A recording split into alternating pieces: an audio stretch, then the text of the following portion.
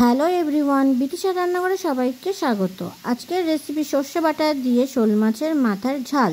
তার জন্য প্রথমে মাছগুলোকে ভালোভাবে কেটে ধুয়ে পরিষ্কার করে লবণ হলুদ মাখিয়ে নিয়েছি।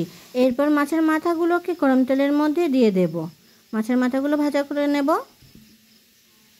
আর যে মাথাগুলো আছে সেই মাথাগুলো গরম তেলের মধ্যে দিয়ে ভালোভাবে ভাজা করে নেব। মাথাগুলোকে তুলে নেব। এরপর গরম তেলের মধ্যে দিয়ে দেব পেঁয়াজ কুচি আর কাঁচা লঙ্কা দিয়ে ভাজা করব। এরপর দিয়ে দেব আদা বাটা রসুন বাটা। এরপর দিয়ে দেব টমেটো কুচি। টমেটোগুলোকে ভালোভাবে মিশিয়ে নেব। এরপর দিয়ে দেব সর্ষে বাটা।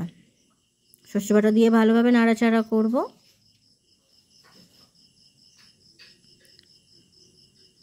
এরপর দিয়ে দেবো পরিমাণ মতো লবণ আর দিয়ে দেবো পরিমাণ মতন হলুদ। লবণ হলুদটা ভালোভাবে মিশিয়ে নেব আর কষবো।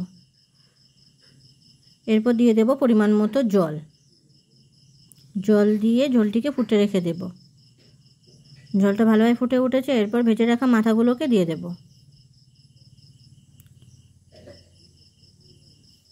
মাথাগুলো দেওয়ার পরে ভালোভাবে নাড়াচাড়া করে নেব। আরও কিছু সময়ের জন্য ফুটতে রেখে দেব।